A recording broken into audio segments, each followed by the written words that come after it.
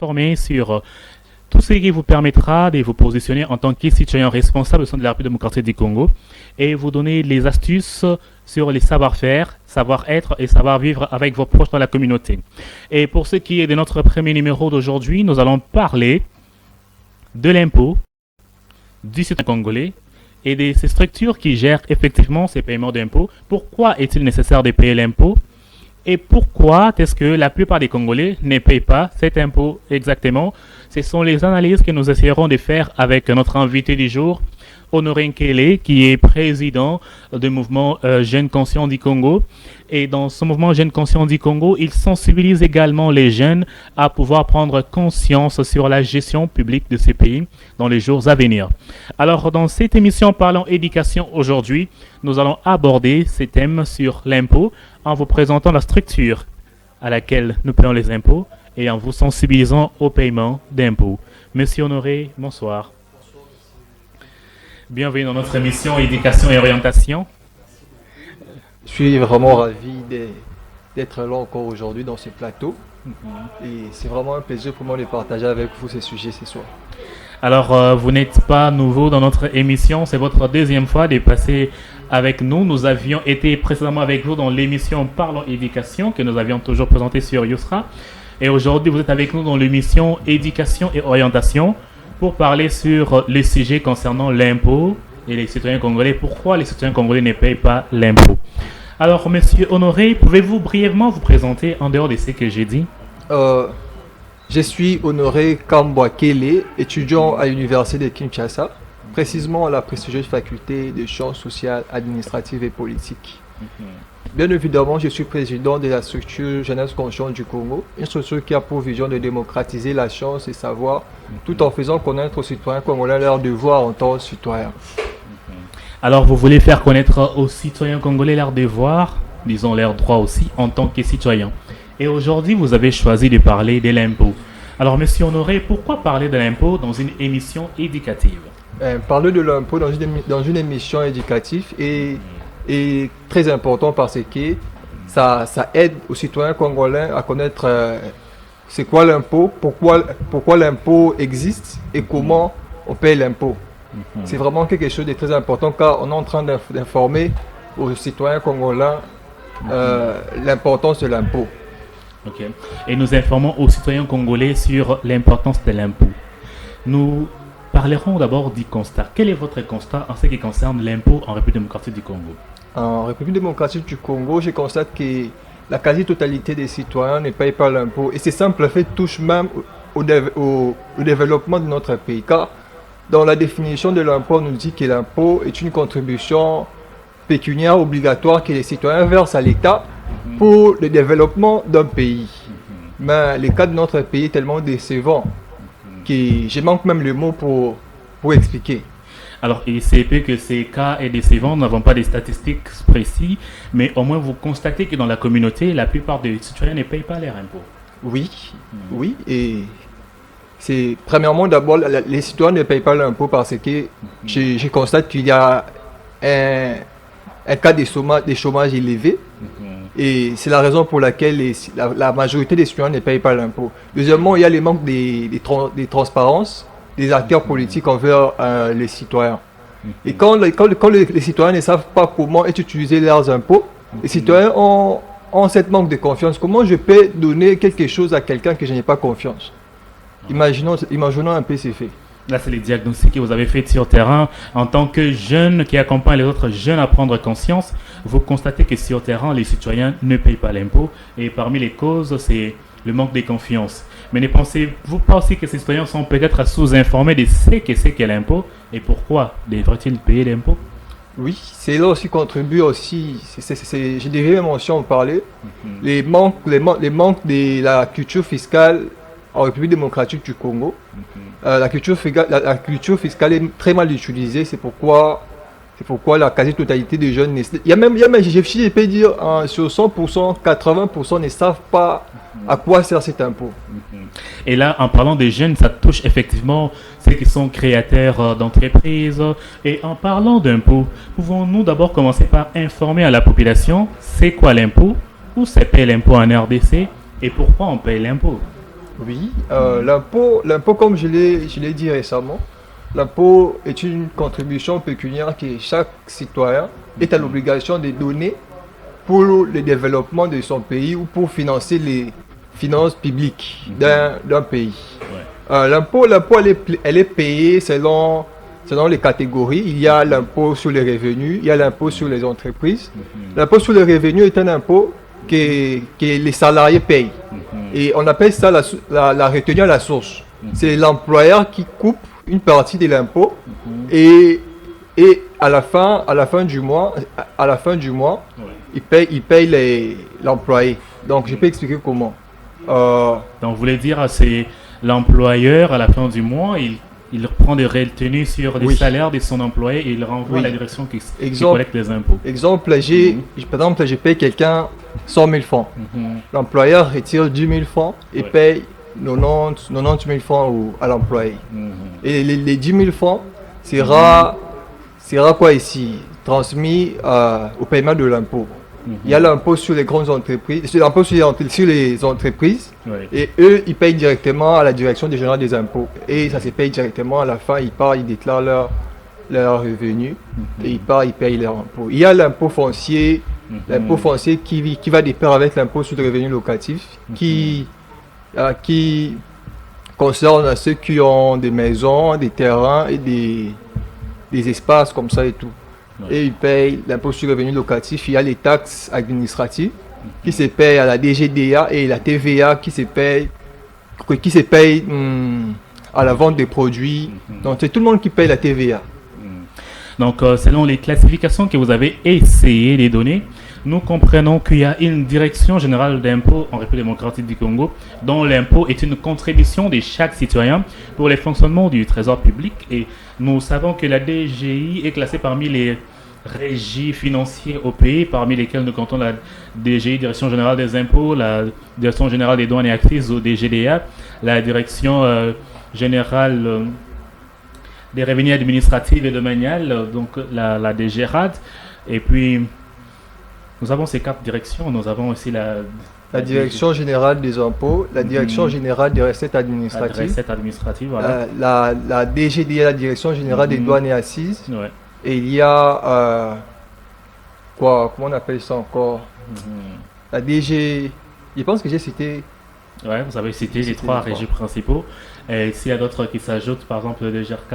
Oui, il y a DGRK, oui. Par exemple, ça c'est pour la ville de Kinshasa. Alors ce sont là les directions qui perçoivent les impôts ou encore les taxes sur les activités des citoyens congolais. Et nous étions en train de dire à quoi sert effectivement l'impôt. L'impôt sert à financer les services publics. Notamment, il y a l'éducation. Sur le plan éducatif, il sert à construire des écoles, à payer les enseignants et à assurer un enseignement de qualité. Sur le plan santé, il sert à construire des hôpitaux, payer comment on leur appelle, les docteurs, les infirmiers et tout. Et acheter des machines pour les soins médicaux. Et sur le plan infrastructure, elle sert à entretenir les routes et à construire les routes. Sur le plan sécurité, elle sert à assurer une sécurité de qualité et protéger la population, car sans la sécurité, je ne sais pas comment définir l'État. Et donc, sur ce que vous avez énuméré, l'impôt sert effectivement à réaliser la plupart des travaux publics. Et les impôts, ou encore, nous parlons de la Direction générale des impôts, qui est la direction qui reçoit ces impôts. Pouvez-vous nous dire un peu sur cette direction et son existence en République démocratique du Congo? La Direction générale des impôts est une institution publique qui a pour but de récolter les impôts auprès des contribuables. La Direction générale des impôts aux années 1976, si je ne me trompe pas, elle s'appelait Direction générale de contribution. Et c'est en 2003 que la Direction générale a eu l'appellation Direction générale des impôts. Et c'est là qu'on a essayé d'améliorer les choses et tout se passe vraiment d'une manière efficace. Et Monsieur Honoré, donc aujourd'hui, chaque citoyen sait que dans la République démocratique du Congo, il y a une régie appelée la Direction générale d'impôts qui permet de collecter des ressources auprès des citoyens pour faire fonctionner les pays en général. Je crois comment le message est passé. Oui. Alors, cette direction des impôts, elle fonctionne sur base des employés et des entreprises. Pouvez-vous nous parler de l'emploi en République démocratique du Congo? Vous avez parlé du taux de chômage élevé qui fait en sorte que l'impôt ne soit pas payé. Que pensez-vous sur cette affaire de chômage ou encore de l'emploi en République démocratique du Congo et quel est votre diagnostic sur ces points? Sur le plan du chômage, je pense que c'est là les problèmes reviennent au gouvernement. Parce que la majorité des citoyens congolais sont dans le chômage. Ouais. Et qu'est-ce que les gouvernements font pour ça? Ils ne construisent pas des entreprises, des sociétés pour employer les jeunes.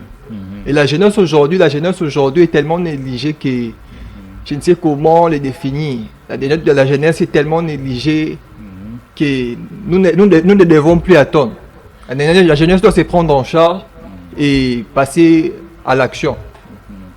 Parce que si on se mettait à attendre, on finirait par vieillir et sans réaliser ce que nous voulons toujours devenir. Alors, Monsieur Honoré, vous dites que la jeunesse a des ambitions qu'elle veut réaliser et qu'elle devrait se prendre en charge.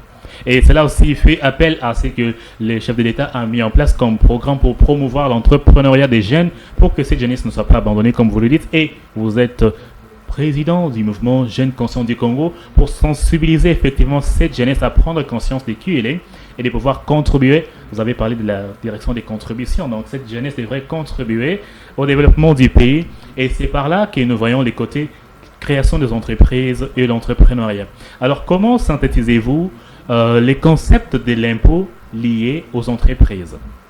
Le concept de l'impôt lié aux entreprises, on dit que l'impôt est une somme qui aide à l'État à financer les services publics.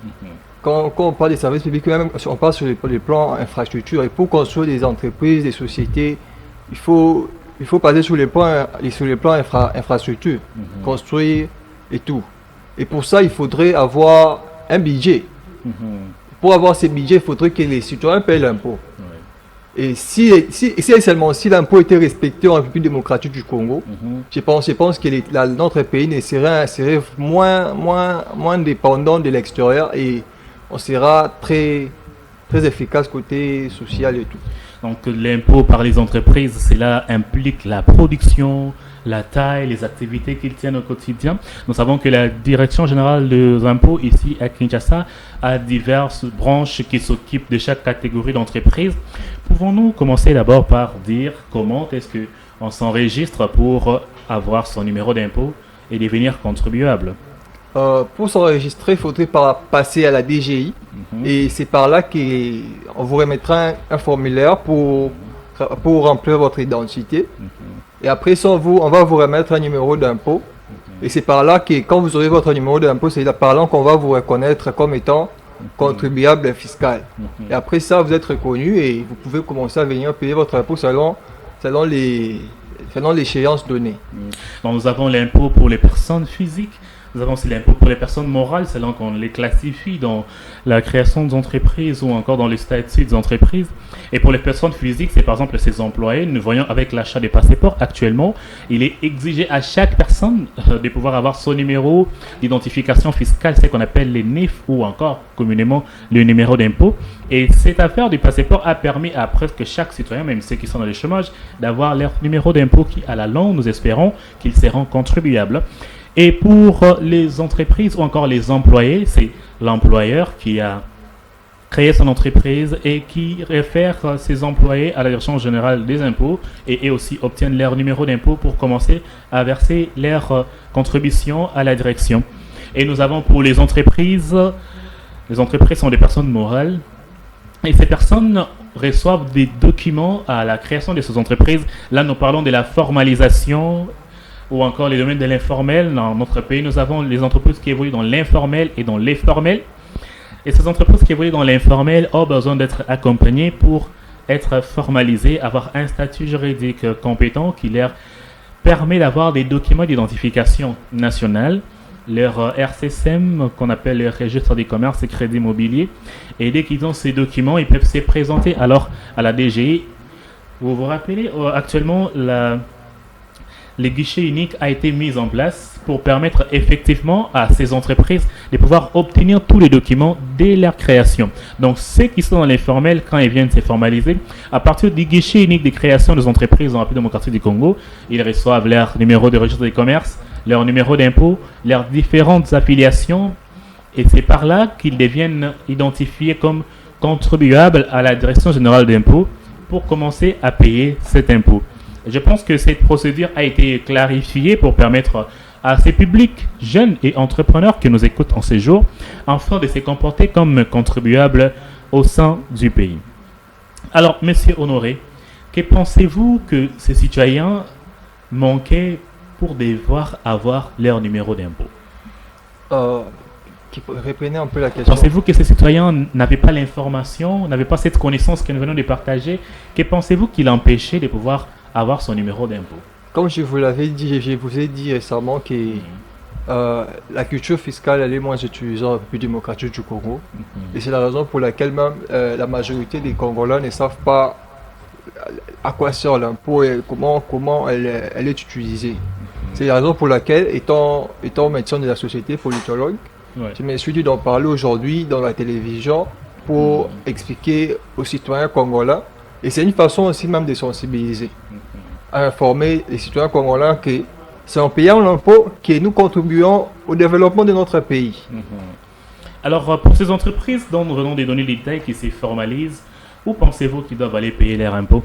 Les entreprises qui se formalisent du genre qui ont obtenu leur numéro d'impôt, où est-ce qu'ils vont se rendre pour payer cet impôt? Pour l'impôt sur les entreprises, ils doivent aller payer.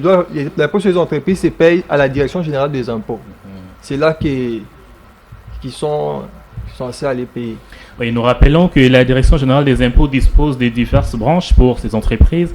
Il y a les entreprises qui sont considérées comme des grandes entreprises, ça veut dire ces entreprises qui ont un chiffre d'affaires supérieur à 2 milliards de francs congolais.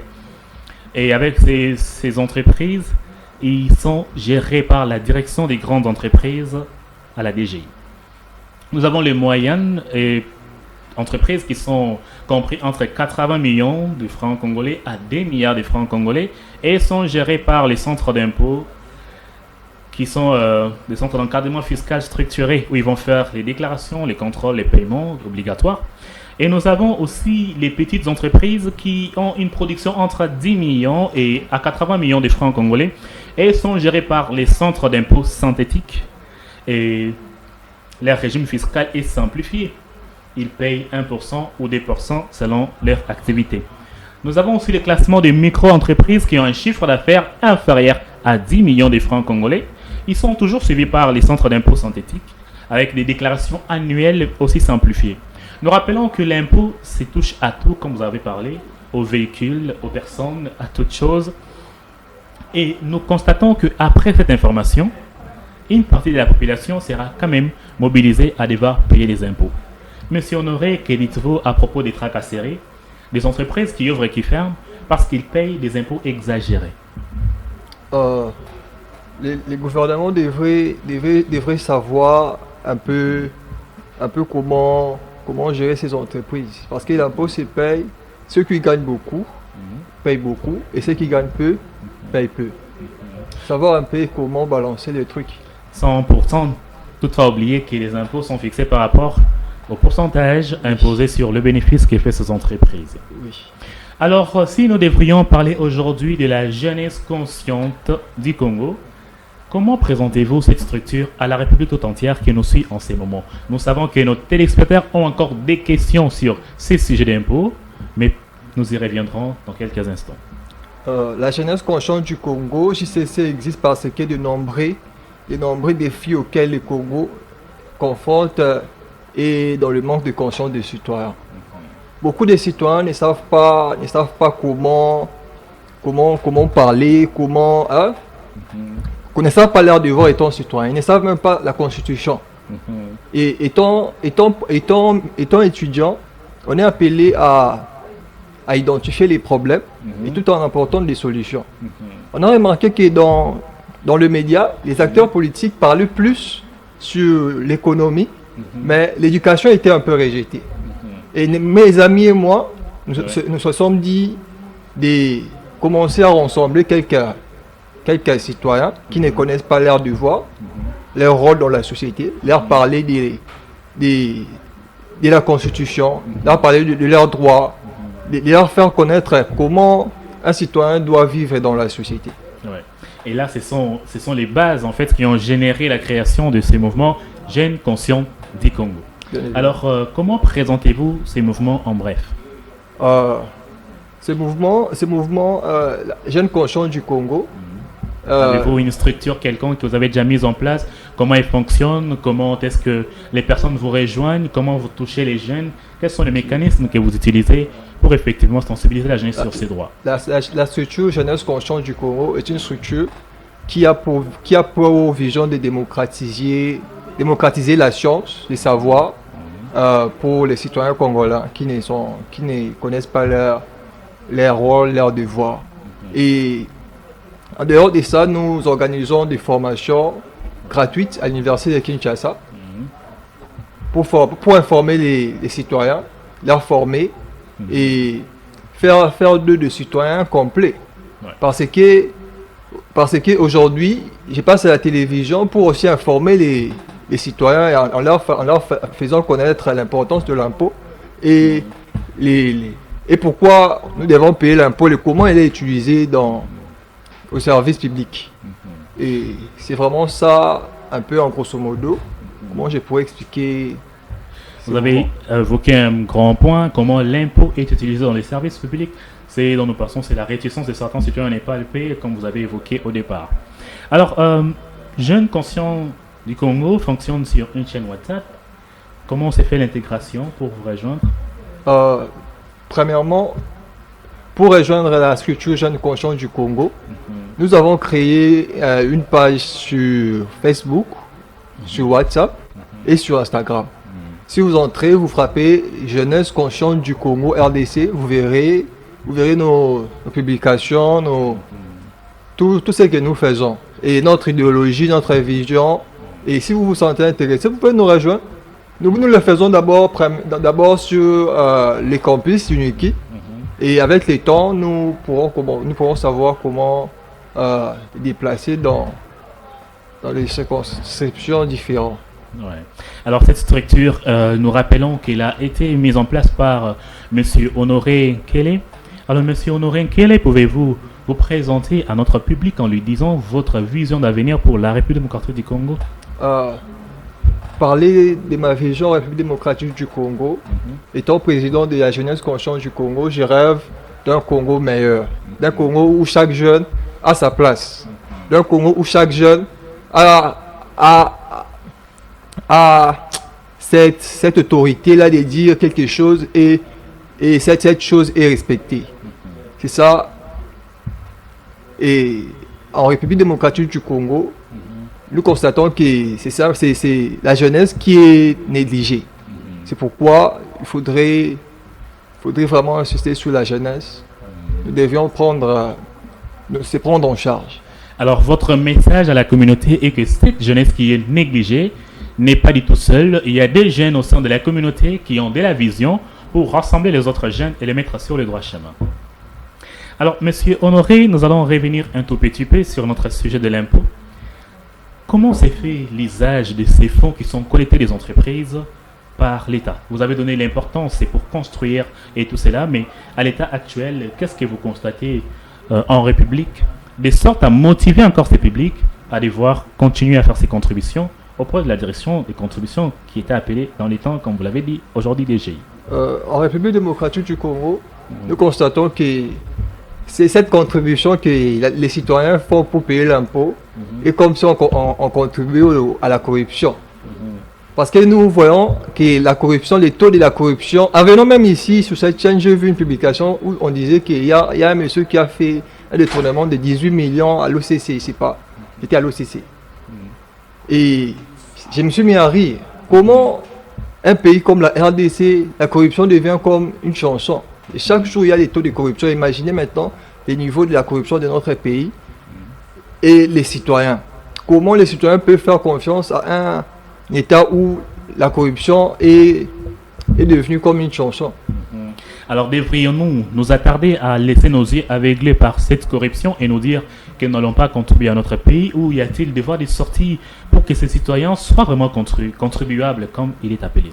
Oui, les citoyens ne doivent pas seulement se contenter de cette situation que vit notre pays actuellement. Actuellement, nous devions organiser genre des marches, on organise une marche contre la corruption. C'est ça même l'opposition. Aujourd'hui, nous voyons des opposants venir insulter des acteurs politiques sur les chaînes télévisées à la place de critiquer leur gestion. Hein? C'est ce genre d'opposition, je l'ai vu il y a des années avec les messieurs Etienne Tshisekedi. Hein, vous voyez, ils n'insultaient pas les acteurs politiques, mais ils critiquaient la gestion des acteurs politiques. Je ne peux pas commencer à venir ici, commencer à dire que oh non, monsieur Nani, monsieur Kingani a fait ça ici, mais je viendrai ici pour dire que non, la gestion des finances de notre pays est très mal utilisée. Et j'amène des solutions, je propose, et s'il y a un acteur politique qui me suit, il met en place cela. Et cela nous ferait normalement du bien. Alors vous avez envoyé un message aux acteurs politiques selon les opinions qui se passent dans la communauté avec la population, et vous, en tant que formateur de cette population, qui donnait une image positive du pays qui doit être construit et avancé. Parce que rappelons-le, si la population se lève tous les matins en critiquant ce qui se passe au pays, que tout ne va pas bien, alors ça n'ira pas bien. Vous avez dit que chaque personne doit se prendre en charge en sorte que les pays puissent évoluer, et nous avons dépeint ici les mini-détails dont nous aurons prochainement des experts de la DGI qui viendront nous parler sur cette affaire de l'impôt dans tous les détails, dans tous les sens. Aujourd'hui, c'était l'information avec un point de vue des jeunes qui a partagé à la population qui n'était pas au courant de savoir comment se fait les paiements d'impôts. Et toujours dans ces mêmes opinions, comment incitez-vous cette population à s'élever, à se dire « je paie l'impôt pour construire mon pays ». Premièrement, je demanderai à la population de payer leurs impôts, d'aller s'enregistrer d'abord à la DGI, qu'on leur remette leur numéro d'impôt. Ceux qui ont des entreprises, ceux qui travaillent, je ne sais pas, ceux qui travaillent, ça s'est fait d'une manière automatique. Ceux qui travaillent là, je ne vais pas mentir là-dessus. Juste les commerçants qui vont dans les rues, les chauffeurs, et ils payent la taxe. Donc, tous ceux qui sont censés payer l'impôt doivent payer l'impôt pour le développement de notre pays RDC. Quand on dit que l'impôt est une contribution pécuniaire que chaque citoyen a l'obligation de payer pour le développement d'un pays. Mesdames et messieurs, nous rappelons que nous sommes dans l'émission Éducation et Orientation, et le numéro de ce jour parle de l'impôt et du citoyen congolais en mettant l'accent sur la sensibilisation à faire comprendre à ces citoyens de l'existence de l'impôt et pourquoi le payer. Prochainement, nous parlerons des détails dont les questions sont pendues chez vous et vous avez besoin de réponses. Et pour aujourd'hui, nous sommes en train d'étendre à la fin de cette émission. Donc, nous demandons à M. Honoré d'envoyer un message de la fin à notre population qui est en train de nous suivre en ce moment. Qu'est-ce que vous leur dites ensemble de tout ce que vous avez présenté sur ces plateaux? Votre personnalité, c'est que vous êtes, vos actions de contribution au développement du pays en assurant un cadre où la jeunesse est encadrée. Quel est votre message de fin sur différentes étapes dont vous aimeriez que le pays puisse être soutenu, vous soutenir et faire avancer la jeunesse sur tous les points? Jeunesse consciente du Congo, l'avenir de notre pays est entre nos mains. Les acteurs politiques qui sont en train de gouverner notre pays aujourd'hui ne seront pas là pour du bon. Et c'est nous qui sont aujourd'hui des jeunes qui seront des acteurs de demain. Alors, informons-nous, formons-nous, rendons-nous très intelligents consciemment. Et donc, cherchons à connaître notre devoir. Et c'est comme ça qu'on devient conscient dans la vie, en s'informant, en se formant et en agissant comme un bon citoyen. Un bon citoyen, c'est quelqu'un qui respecte la Constitution. Un bon citoyen, c'est quelqu'un qui se comporte comme un adulte. Et c'est comme ça qu'on devient un jeune fort. Okay. La jeunesse doit être forte et avoir cette force pour faire développer les pays. Nous rappelons que les éléments clés qui ont fait sujet de cette émission ont été les paiements de l'impôt, mais vous avez compris que les paiements de l'impôt passent par un travail que vous accomplissez au quotidien. Et ce travail que vous accomplissez au quotidien, c'est fait dans une institution quelconque qui est mise en place. Et pour la plupart d'institutions qui existent déjà, publiques ou privées, celles-là, coup de chapeau, la plupart ont été récompensées lors du dîner d'affaires et diplomatie économique en 2025 par une organisation BGS qui en a fait les couronnements. Et aujourd'hui, nous encourageons dans la sphère de la jeunesse et la population tout entière la création de nouvelles entreprises qui permettraient qu'il y ait toujours ces contributions pour effectivement faire développer notre pays, Monsieur Honoré, vous l'avez dit. Et donc, nous vous sensibilisons à penser à ces 10 aspects. Créer de l'emploi, vous orienter dans une formation quelconque, Monsieur Honoré vous l'a dit, vous devez vous informer et vous former. Deuxièmement, créer des entreprises, concevoir des projets, des activités qui vont faire fonctionner les pays là où vous aurez créé de l'emploi pour les autres jeunes qui viendront vers vous. Cela vous sera aussi déroulé dans nos prochains numéros au travers de cette émission éducation et orientation dans notre communauté de la République démocratique du Congo. Mesdames et messieurs, nous sommes à la fin de cette émission sur Yousra Télévision ici à Kinshasa, vous présentez par Dieudonné Kapajika avec Honoré Nkele qui a été notre invité de ce soir. Merci de nous avoir suivis et restez connectés pour suivre nos différents numéros. À la prochaine.